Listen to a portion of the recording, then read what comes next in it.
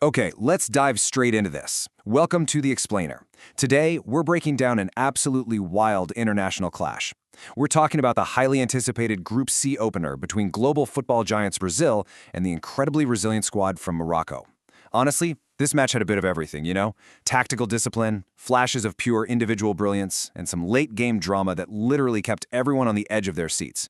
We've got the data, we've got the key moments, and we're going to walk through exactly how this tense deadlock unfolded on the pitch. So let's picture the scene, right? It's June 13, 2026. You're under the massive lights of the iconic MetLife Stadium, and this isn't just any game. This is a Group C opener. The atmosphere, the pressure, the stakes, everything is completely magnified when you step out for that very first match of the tournament. Both teams knew for a fact that setting the tone right here could completely define their journey out of the group stages. The anticipation was just off the charts. And, well, spoiler alert, here's how it all ended. A 1-1 draw. Both squads walking away sharing a single point. Now, I know reviewing the final score right out of the gate is a bit of a spoiler, but in this explainer, the final score really isn't the whole story. A 1-1 draw might look pretty simple on paper, but trust me, getting to that deadlock, it was a complete tactical roller coaster. We're going to unpack exactly how this tense battle played out minute by minute. All right, moving into Section 1, first half firefight. If we map out the whole emotional journey of this match, you'll see all the really heavy goal-scoring action was packed right there into the first half. Boom! A massive breakthrough at the 21-minute mark. Then an immediate fierce response at the 32nd minute. But look towards the very end of the game, that final heart-stopping crescendo doesn't hit until the dying seconds of stoppage time at 90+5. The true action basically bookended this entire game. Let's zoom in on that very first shockwave. Just 21 minutes in, the underdogs strike first, and they did it with absolute swagger. Brahim Díaz manages to thread this breathtaking, defense-splitting pass right through the Brazilian backline, and waiting on the other end is Ismael Saibari. Now imagine the pressure here. You're one-on-one with Alisson Becker, quite literally one of the most intimidating goalkeepers on the planet. Saibari doesn't blast it, he doesn't panic, he just executes this flawless, delicate chip right over Alisson to make it 1-0 for Morocco. It sent absolute shockwaves through MetLife Stadium. I mean, it's exactly like this quote says. Pure composure from the PSV midfielder. To step onto the pitch against the tournament favorites and pull off a high-risk chip shot, that requires sheer nerves of steel. Saibari's calmness under the brightest lights sent a very clear message. Morocco wasn't just there to make up the numbers. They were there to fight. Now, what's really interesting here is the number 50. Just 11 minutes after going down 1-0, Brazil desperately needed a hero. And they found one, in Vinícius Júnior. And get this, he happened to be earning his 50th cap for the national team that exact same day.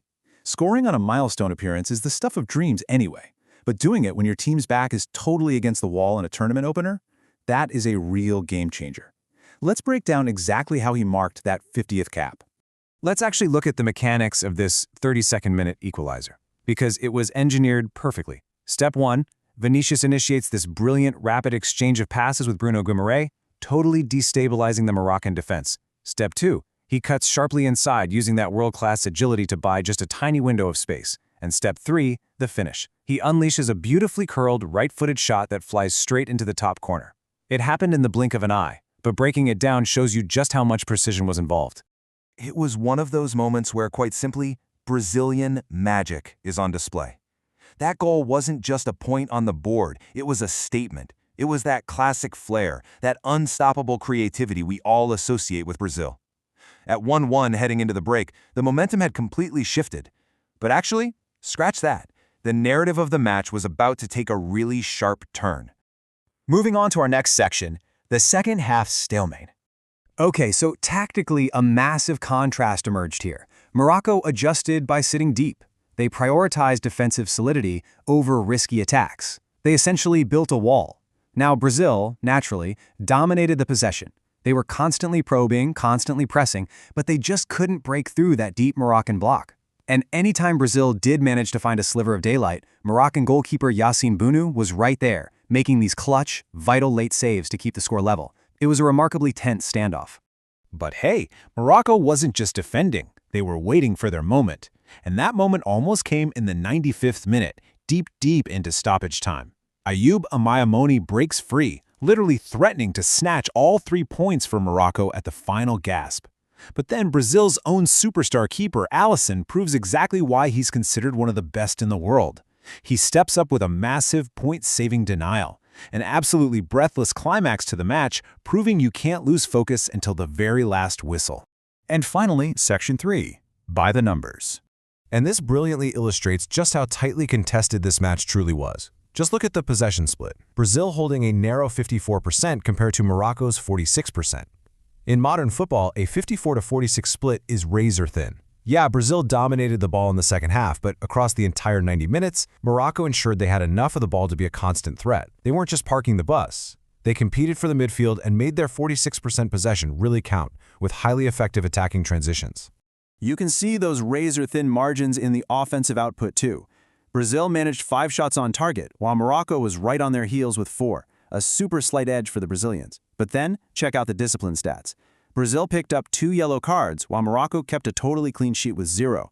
That highlights Morocco's superb defensive discipline. They absorbed massive amounts of Brazilian pressure without having to resort to clumsy, card-worthy fouls.